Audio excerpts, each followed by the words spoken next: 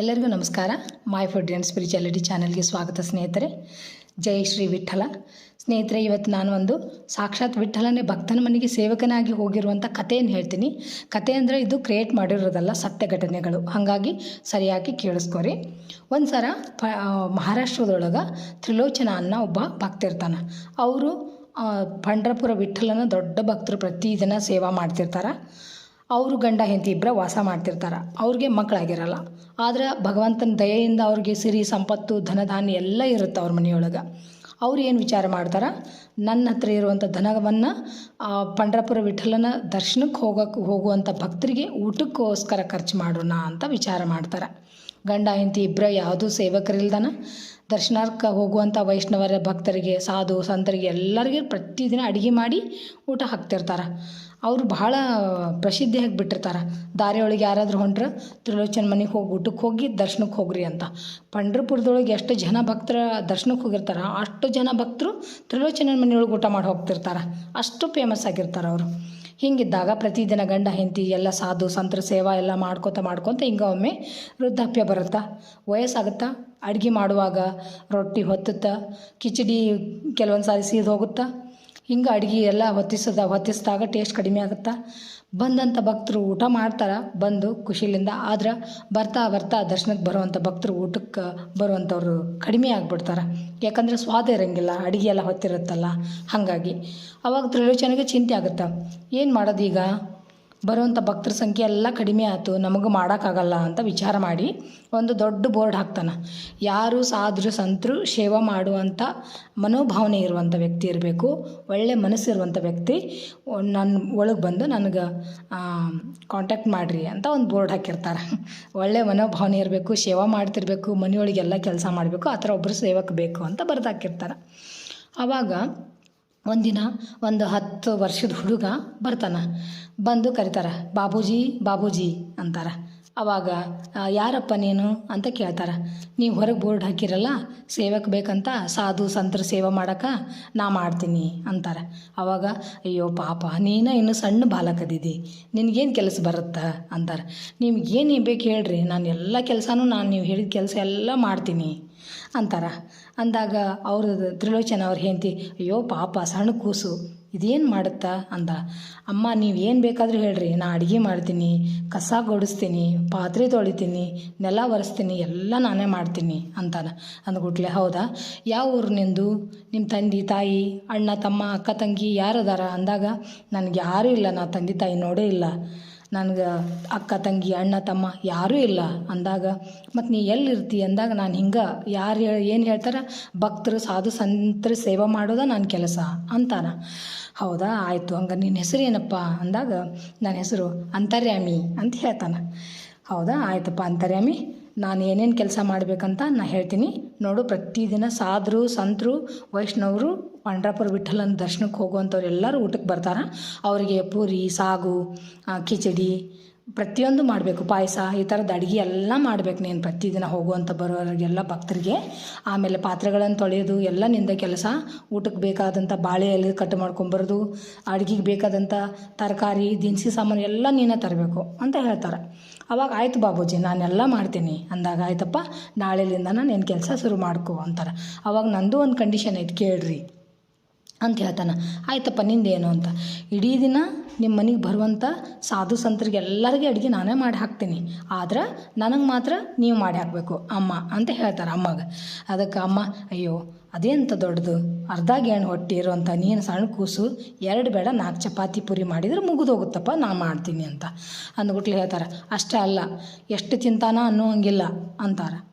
ಆಯ್ತಪ್ಪ ನಾ ಅನ್ನಂಗಿಲ್ಲ, ಯಾರ ಮುಂದನೂ ಎಷ್ಟು ಇಷ್ಟು ತಿಂತಾನ ಅಂತ ಹೇಳೋಂಗಿಲ್ಲ. ಆಯಿತು, ನೀವು ಯಾರ್ದಾರ ಮುಂದೆ ಹೇಳಿದ್ರೆ ನಾನು ಅವತ್ತ ಮನೆ ಬಿಟ್ಟು ಹೋಗ್ಬಿಡ್ತೀನಿ ಅಂತ ಹೇಳ್ತಾನೆ.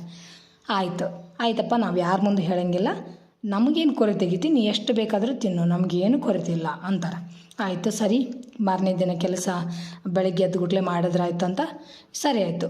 ಬೆಳಗ್ಗೆ 3 ಗಂಟೆಗೆ ಬ್ರಾಹ್ಮಿ ಮುಹೂರ್ತದಾಗ ಹೇಳ್ತಾನೆ ಹುಡುಗ ಅಂತರ್ಯಾಮಿ.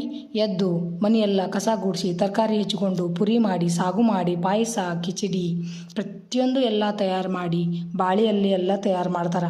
5 ಗಂಟೆಗೆ ಗಂಡ ಹೆಂಡತಿ ಇಬ್ಬರು ತ್ರಿಲೋಚನ ಮತ್ತು ಅವ್ರ ಪತ್ನಿ ನೋಡ್ತಾರೆ, ಎಲ್ಲ ರೆಡಿಯಾಗಿರ್ತೈತಿ. ಭಾಳ ಖುಷಿ ಆಗುತ್ತೆ. ಇಷ್ಟು 10 ವರ್ಷದ ಬಾಲಕ ಇಷ್ಟು ಬೇಗ ಎಲ್ಲ ರೆಡಿ ಮಾಡಿಟ್ಟಾನ ಅಂತ ಭಾಳ ಖುಷಿ ಆಗುತ್ತೆ ಅವ್ರಿಗೆ. ಒಳ್ಳೆ ಸೇವಕ ಸಿಕ್ಕಪ್ಪ ವಿಠಲ ಪಾಂಡುರಂಗ, ಏನಪ್ಪ ಎಂಥ ಒಳ್ಳೆಯ ಮಕ್ಕಳು ಕೊಟ್ಟಿಲ್ಲ ನಮ್ಗೆ, ಆದ್ರೂ ಇಂಥ ಒಂದು ಒಳ್ಳೆ ಬಾಲಕನ ಕಳಿಸಿದಿ, ನಿಮ್ಗೆ ಧನ್ಯವಾದ ಅಂತ ಹೇಳ್ತಾರೆ. ಹೇಳಿದ ಮೇಲೆ 8 ಗಂಟೆಗೆ ಭಕ್ತರು ಎಲ್ಲ ಕುಂದಿರ್ತಾರೆ. ಅದು ಪಂಡ್ರಾಪುರನ ವಿಠಲಕ್ಕೆ ಹೋಗುವಂಥ ಭಕ್ತಾದಿಗಳೆಲ್ಲ ಬರ್ತಾರೆ. ಎಲ್ಲರಿಗೇನು ಬಾಳೆಯಲ್ಲಿ ಹಾಕಿ ಮಾಡಿರೋಂಥ ಭಾಜಿ ಪುರಿ ಕಿಚಡಿ ಆಮೇಲೆ ಪಾಯಸ ಎಲ್ಲನೂ ಬಡಿಸ್ತಾನೆ. ಬಡಿಸಿ ಎಲ್ಲರಿಗೂ ಊಟಕ್ಕೆ ಹಾಕ್ತಾರೆ. ಮಧ್ಯಾಹ್ನದವರೆಗೆ ಎಲ್ಲ ದಾಸೋಹ ಮುಗಿತೈತಿ. ಮುಗಿದ್ಮೇಲೆ ಅಮ್ಮ ಇನ್ನು ನಿಮ್ಮದು ದಾಸೋಹದ ಎಲ್ಲ ಕೆಲಸ ಮುಗೀತು, ಪಾತ್ರೆ ಎಲ್ಲ ತೊಳೆದಿಟ್ಟೆ, ಕಸನೂ ಗುಡಿಸಿದೆ, ಎಲ್ಲ ನನ್ನ ಕೆಲಸ ಮುಗೀತು, ಈಗ ನನಗೆ ನೀವು ಊಟಕ್ಕೆ ಹಾಕ್ರಿ ಅಂತ ಹೇಳ್ತಾನೆ. ಆವಾಗ ತ್ರಿಲೋಚನ ಅವ್ರ ಪತ್ನಿ ಆಯ್ತಪ್ಪ 10 ನಿಮಿಷ ಕುಂದ್ರು ನಾನು ನಿನಗೆ ಅಡುಗೆ ಮಾಡ್ತೀನಿ ಅಂತಾರೆ. ಮಾಡ್ತಾರೆ. 1-2 ಆಲೂ ಪಲ್ಯ ಮಾಡಿ, 1 4 ಪುರಿ ಮಾಡಿ, ಒಂದು ಸ್ವಲ್ಪ ಪಾಯಸ ಮಾಡಿ. ಪಾಪ ಏಟು ಕೂಸು 10 ವರ್ಷದ ಕೂಸಿಗೆ ಏಟು ಬೇಕಾಗುತ್ತಾ ಅಂಥೇಳಿ ಮಾಡ್ತಾರೆ. ಮಾಡಿ ತೊಗೊಂಬಂದು ಬಡಿಸ್ತಾರೆ. ಒಂದು 8-10 ಪುರಿ ಸಾಗು ಎಲ್ಲ ಖಾಲಿ ಮಾಡಿಬಿಡ್ತಾರೆ. ಖಾಲಿ ಮಾಡಿದ ಗುಟ್ಲೆ ಅಮ್ಮ ನನ್ನ ಹೊಟ್ಟೆ ಇನ್ನೂ ತುಂಬಿಲ್ಲ, ಇನ್ನೊಂದು ಸ್ವಲ್ಪ ಮಾಡ್ಕೊಂಬರ್ರಿ ಅಂತಾರೆ. ಅವಾಗ ಮತ್ತೆ ಪಟ ಮತ್ತು ಚಪಾತಿ ಹಿಟ್ಟು ನಾದೋದು, ಪುರಿ ಮಾಡೋದು, ಸಾಗು ಮಾಡೋದು, ಪಾಯಸ ಮಾಡೋದು ತೊಗೊಂಬಂದು ಹಾಕ್ತಾರೆ ಮಾಡ್ತಾರೆ. ಖಾಲಿ ಆಗೋದು ತಿನ್ನೋದ ಮಾಡ್ತಾರೆ. ಹಿಂಗೆ 4 ತಾಸ ಕುಂತು ಊಟ ಮಾಡ್ತಾರಂತ. ಅವಾಗ ಅವ್ರಿಗೆ ರಗಡಾಗುತ್ತಾ ಮುಗೀತು, ಅಪ್ಪ ಮುಗೀತು, ಸಾಕಾತು. 4 ತಾಸಿನ ನಂತರ ಮುಗಿಸಿದ್ರು ಊಟ. ಮುಗಿಸಿದ ನಂತರ ತ್ರಿಲೋಚನ ಅವ್ರು ಕುಂತಿರ್ತಾರೆ. ಬಾಬೂಜಿ ಬರ್ರಿ, ನಾನು ನಿಮಗೊಂದು ಸ್ವಲ್ಪ ತಲೆಗೆ ಎಣ್ಣೆ ಹಚ್ಚಿ ಮಾಲಿಷ್ ಮಾಡ್ತೀನಿ ಅಂತಾರೆ. ಬೇಡಪ್ಪ, ಏನೂ ಬೇಡ, ನೀನು ಸಾಕಷ್ಟು ದಣಿದಿರ್ತಿದ್ದು ಕೆಲಸ ಮಾಡಿ, ಬೇಡ ಇಲ್ಲ ಬಾಬೂಜಿ ಬರ್ರಿ ಮಾಡ್ತೀನಿ. ಅವ್ರು ಸೇವೆ ಮಾಡ್ತಾರೆ, ಗೋ ಸೇವೆ ಮಾಡ್ತಾರೆ. ಹಂಗೆ ಒಂದು ಸ್ವಲ್ಪ ಸತ್ಸಂಗದ ಬಗ್ಗೆ ಎಲ್ಲ ಮಾತಾಡ್ಕೊತ ಕುಂದ್ರೋದು ಎಲ್ಲ ಮಾಡ್ತಿರ್ತಾರೆ. ಹಿಂಗೆ 2-3 ದಿನ ಹೋಗುತ್ತಾ. ತ್ರಿಲೋಚನ ಅವ್ರ ಹೆಂಡತಿಗೆ ಇವ್ರಿಗೆ ಅಡುಗೆ ಮಾಡೋದು ಭಾಳ ಕಷ್ಟ ಆಗ್ಬಿಡುತ್ತೆ. ಒಮ್ಮೆ ಗಂಡನ ಮುಂದೆ ಅಂತಾಳೆ, ಏನು ರೀ ಇಡೀ ದಿನ ಎಷ್ಟು ಜನ ಸಾಧು ಸಂತರು ಊಟ ಮಾಡ್ತಾರೆ, ಅಷ್ಟು ಒಬ್ಬನೇ ಮಾಡ್ತಾನಲ್ಲ ಇವನು ಅಂದುಬಿಡ್ತಾಳೆ. ಆವಾಗ ಅವ್ರು ಹೇಳ್ತಾರೆ, ಈ ಸುಮ್ಮನೆ ಇರು, ನೀನು ಯಾವತ್ತೂ ಆ ಮಾತು ಅನ್ನಂಗಿಲ್ಲ ಅಂತ ಹೇಳಿಯಲ್ಲ, ಅಂದ ದಿನ ನಾವು ಹೋಗ್ತೀನಿ ಅಂದಾನ, ಆ ಥರ ಅನ್ಬೇಡ ಅಂತ ಹೇಳ್ತಾರೆ. ಆಯ್ತು ಬಿಡ್ರಿ ಅನ್ನಂಗಿಲ್ಲ ಅಂತ ಸುಮ್ಮನೆ ಆಗ್ತಾಳೆ. ಆಯಿತು. ಹಿಂಗೆ 1 ತಿಂಗಳು 2 ತಿಂಗಳು ಹೋತು, 3 ತಿಂಗಳು ಹೋತು. ಒಂದು ದಿನ ಸಾಯಂಕಾಲ ಬಾಜು ಮನೆಯವ್ರ ಜೊತೆ ತ್ರಿಲೋಚನ ಹೆಂಡತಿ ಕುಂದಿರ್ತಾಳೆ, ಜೊತೆಗೆ ಮಾತಾಡ್ಕೊತ. ಈಗ ಆಜು ಬಾಜು ಮನೆಯವ್ರ ಜೊತೆ ಸಾಯಂಕಾಲ ಕುಂದಿರ್ತೀವಲ್ಲ, ಆ ಥರ ಕುಂದಿರ್ತಾಳೆ.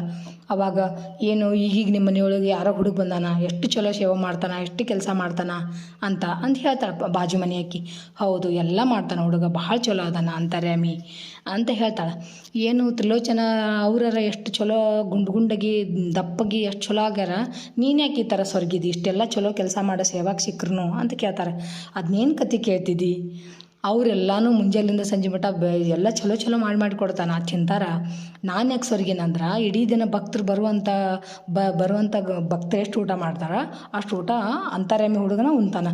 4 kg 10 kg ಹಿಟ್ಟು ನಾದಿ ರೊಟ್ಟಿ ಮಾಡಬೇಕು, ಚಪಾತಿ ಮಾಡಬೇಕು, ಅವನಿಗೆ ಅಷ್ಟು ಊಟ ಮಾಡ್ತಾನೆ ಅಂತ ಹೇಳ್ಬಿಟ್ಟ. ಇಲ್ಲಿ ಹೇಳೋದು ಒಂದೇ ತಡ, ಅಲ್ಲಿ ಅಂತರ್ಯಾಮಿ ಆದವನು ಮಾಯಕ್ಕೆ ಹೋಗ್ಬಿಡ್ತಾನೆ, ಇರಂಗೇ ಇಲ್ಲ. ಆವಾಗ ಮನೆಗೆ ಬಂದು ಬೆಳಗ್ಗೆ ಸಾಯಂಕಾಲ ಬಂದು ನೋಡ್ತಾರೆ, ಗಂಡ ಹೆಂಡತಿ ಇಬ್ಬರು ಸಾಯಂಕಾಲ ಟೈಮ್ನಾಗ ಮಾಲಿಷ್ ಎಲ್ಲ ಮಾಡಿದಿರ್ತಾನೆ ಹುಡುಗ. ಅಂತರ್ಯಾಮಿ, ಓ ಅಂತರ್ಯಾಮಿ ಎಲ್ಲದಿ ಬಾರೋ ಅಂತ ಕರೀತಾರೆ.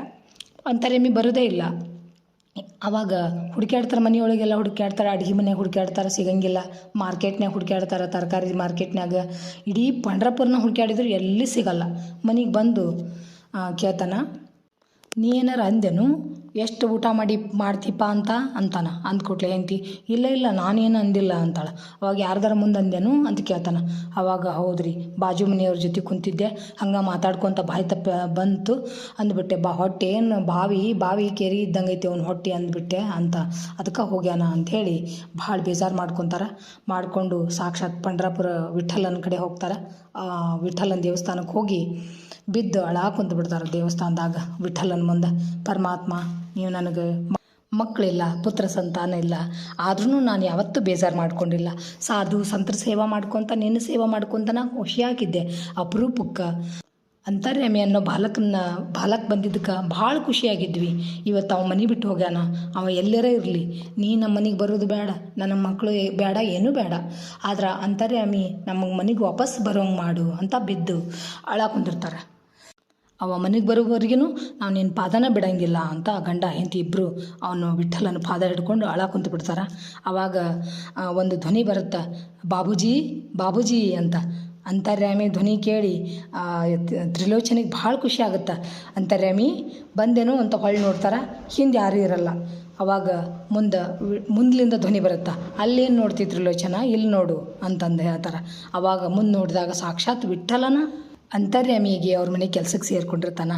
ಅವಾಗ ಅಯ್ಯೋ ಪರಮಾತ್ಮ, ನೀವ ಅಂತರ್ಯಾಮಿಯಾಗಿ ಬಂದವರು ಅಂತಾರೆ. ಹೌದು, ಇಷ್ಟು ಸಾಧು ಸನ್ಯಾಸಿಗಳಿಗೆ ಊಟಕ್ಕೆ ಹಾಕೋದು, ಗೋಸೇವೆ ಮಾಡೋದು, ಆಮೇಲೆ ಮನೆಯೊಳಗಲ್ಲಿ ಪಾತ್ರೆ ತೊಳೆದು ಅದನ್ನೆಲ್ಲ ನಾನಲ್ದೆ ಇನ್ಯಾರು ಮಾಡೋಕ್ಕಾಗತ್ತಾ ಅಂತಾರೆ. ಅವಾಗ ತ್ರಿಲೋಚನಗೆ ನಮ್ಮ ತಪ್ಪಾತು, ನಿನ್ನ ಕಡೆಯಿಂದ ಸೇವೆ ಮಾಡಿಸ್ಕೊಂಡ್ವಿ ಅಂತಾರೆ. ನಿಮ್ಮಂಥ ದೊಡ್ಡ ಭಕ್ತರದ್ದು ಸಾಧು ಸಂತರ ಸೇವೆ ಮಾಡೋಕ್ಕಂತನ ನಾನಿರೋದು. ಇಷ್ಟು ವರ್ಷ ಸೇವೆ ಮಾಡಿದ್ದು ಸಾಕು, ಇನ್ನು ನನ್ನ ಸೇವೆ ಒಂದೇ ಮಾಡ್ಕೊಂಡಿರು. ಸಾಧು ಸಂತರದ್ದು ಇನ್ಮೇಲೆ ನಿನ್ಗೆ ಸೇವೆ ಮಾಡೋಕ್ಕಾಗಂಗಿಲ್ಲ. ನೀನು ಇಲ್ಲೇ ನನ್ನ ಮಠದೊಳಗನ ದೇವಸ್ಥಾನದೊಳಗನ ಇದ್ದು ನನ್ನ ಸೇವೆ ಅಷ್ಟ ಮಾಡು ಅಂತ ಹೇಳಿ ಪರಮಾತ್ಮ ಅವ್ರಿಗೆ ಅಂತರ್ಧಾನ ಆಗಿ ಒಂದು ಆಶೀರ್ವಾದ ಮಾಡ್ತಾನೆ. ಸ್ನೇಹಿತರೆ, ಕೇಳಿದ್ರಲ್ಲ, ಪರಮಾತ್ಮ ತಾನೇ ಸೇವಕನಾಗಿ ಬರ್ತಾನೆ. ಯಾರು ಒಳ್ಳೆ ಮನಸ್ಸಿಂದ ಭಗವಂತನ ಸೇವೆ ಮಾಡಿದ್ರೆ ಸಾಕ್ಷಾತ್ ಅವನೇ ಬರ್ತಾನೆ ಅನ್ನೋ ಒಂದು ಕಥೆನ. Thanks for watching. ಜೈ ಶ್ರೀ ಕೃಷ್ಣ. ಎಲ್ಲರಿಗೂ ನಮಸ್ಕಾರ.